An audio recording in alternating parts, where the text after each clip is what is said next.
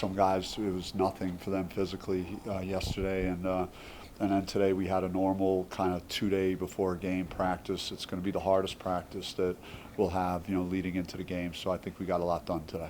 How many times have you, I know I've seen it probably 50 times without, just by accident. How many times have you seen that replay over? Oh, wow.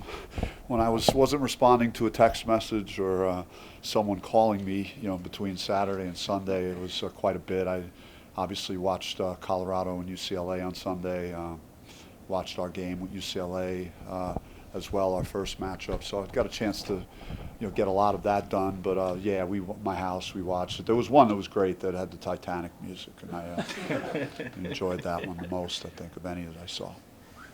Is there an emotional benefit for something like that carries through, or do you have to be careful about not having down moments? Or? Yeah, I mean, I think time is going to tell. I mean, we kind of laid out what was at stake, this week and how big a week it is. So hopefully, trying to reinforce that message to them. And they didn't appear to be a team that wasn't hungry or content in how we practiced, but it's. That will surface really, when the ball goes up on Thursday night. And then, I mean, you talked defense all year, played obviously a solid performance, but the start you got off to on offense, I mean, you've been talking about it, saying that tell them to keep shooting, but kind of more of the start you're looking for. What'd you see there? Yeah, I was excited to see multiple guys have the ball go through the basket, especially in that environment where you want to try and generate confidence.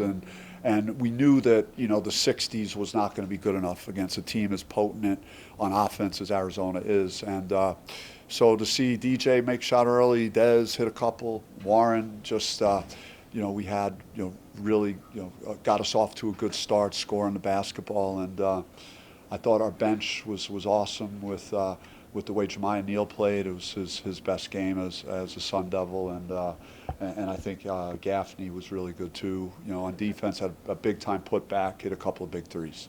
What's the status of Austin Nunez for this week?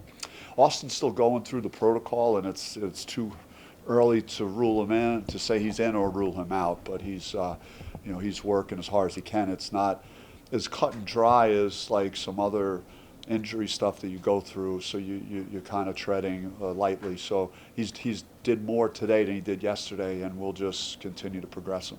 Coach, given a reverse scenario of the exact same situation, would you have your player make that foul shot, or would you have him miss that going forward if you were in the same spot? Yeah, I don't want to play that game, that second guess of what someone else does or chooses to do in that situation. I don't think it's fair to really to judge what happened there, and that's all. I'm just going to avoid answering that, if that's okay. How much has the belief changed amongst this team, knowing that March Madness is much more tangible this time around compared to what it looked like a week ago?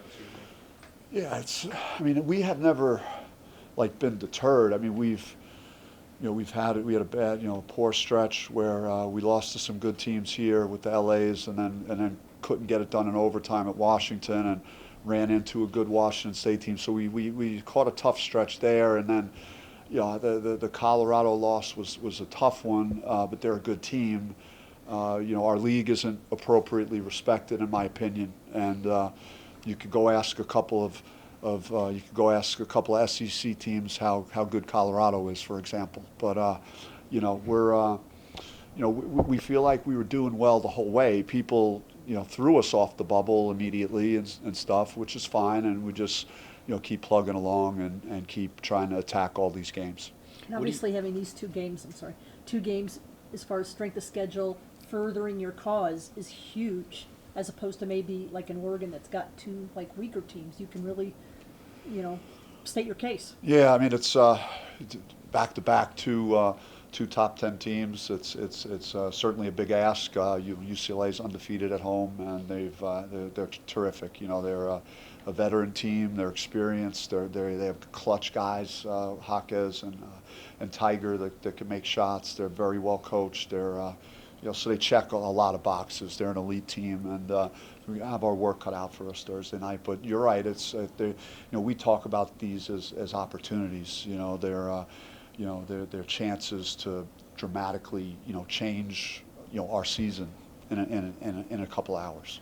And what do you take away from the first game against UCLA? I mean, obviously not giving away the game plan, but things that you picked up on and noticed, I mean, that you guys can take into this game? Yeah, watching the first game again, we struggled. And both teams had a hard time scoring early in that game, and we both caught a little bit of a boost offensively late in the half. And I watched Dez shoot off that right leg again. We're going right into the half there. It looked like the exact same shot. It was crazy watching that. And but then the second half, I thought we had a chance to make a run, get a little separation, and we did. But they made the big plays when it mattered, like the last 4 or 5 minutes of that game. And so, I would say that we were really good and playing at a high level for about 35 minutes, and then we just we weren't able to close it.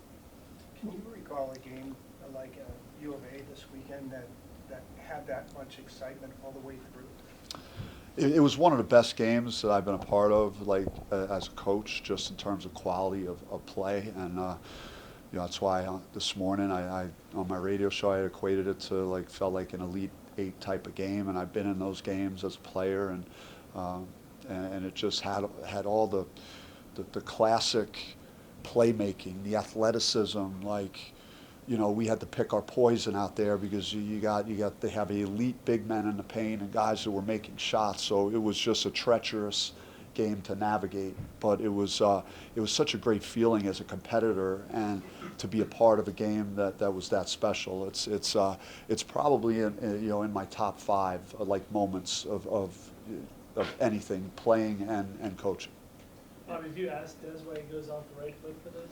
I was trying to get him because, my mind races nonstop. So it's like I had it where I was going to bring it up to him today, and I was kind of got sidetracked something else. But I'll make sure I ask that question because it is unique. It's especially for a right-handed shooter. Your dominant leg is your left leg. It's more usual to do that, but I'm not going to change. I'm going to allow him to keep doing it. Is momentum a real thing? Do you think going from the win you guys just had to finish off the season, would you say it's a real thing, or how do you perceive that moving forward with the team? I mean, there was something magical that happened there, and that's just one game, and it's just now the grit, the resiliency to do something special like that has got to give you a boost of confidence, knowing that you can compete at a team of that caliber and beat a team like that. It's worth continuing to try and get better, to continue to be ready for those type of battles. And those are all the teams that you're going to see at the very end, whether it's a conference championship game or a chance to go to a Sweet 16 or Final Four. Those are the teams you have to beat. So to win a game like that gives us, I think, a confidence boost. These algorithms look at games in November and December in non-conference to determine how good conferences are. Do you think that is a fair thing, or what's your perception of that, given what you said about the Pac-12? Well, I just think that the really good teams in our league are being punished for maybe the bottom of our league not being as strong, and I don't think that that's appropriate. Arizona handled their business in the non-conference. UCLA did. We were 9-2 and had big wins. USC had a couple big. I mean, the top teams that are in contention right now, handled their business. And then there are other teams that just get better. Like Oregon always gets better. They're young. They have new guys. You have Washington State that dealt with all kinds of injuries, and now they're a different team. So teams improve and get better. So you should not hold that against a conference. And I think it's unfortunate because we have some really quality teams that belong in postseason in this league. One thing that struck me when I watched the game on replay was how poised your guys were, and they seemed completely unfazed by the atmosphere, and even when they got down by 10. So obviously the same atmosphere probably close at Pauley. Yeah, I mean, you just gotta roll up your sleeves in those environments, and you have to be, you got to be tough. You got to be mentally tough. You got to deal with a lot of adversity, and they did. And we've been down in games, so it wasn't uncharted territory for these guys. They know how to win a game that we're not winning. Coach, you brought up with disrespect for the conference. UCLA and Arizona, top 10, they're getting respect. Why is it that they're not getting it to the rest of the conference? Do you have I don't know. I mean, it's hard to say. I mean, we in my own case, I mean, everyone could have their own opinions about other teams, but I don't know what more we could look to do. Our scheduling philosophy was to go find some games that were high-level games in the non-conference. We went on the road quite a bit.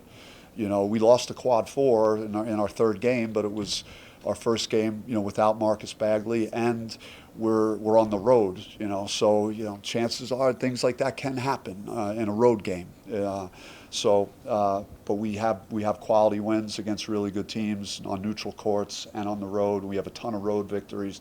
I mean, that's what I thought that.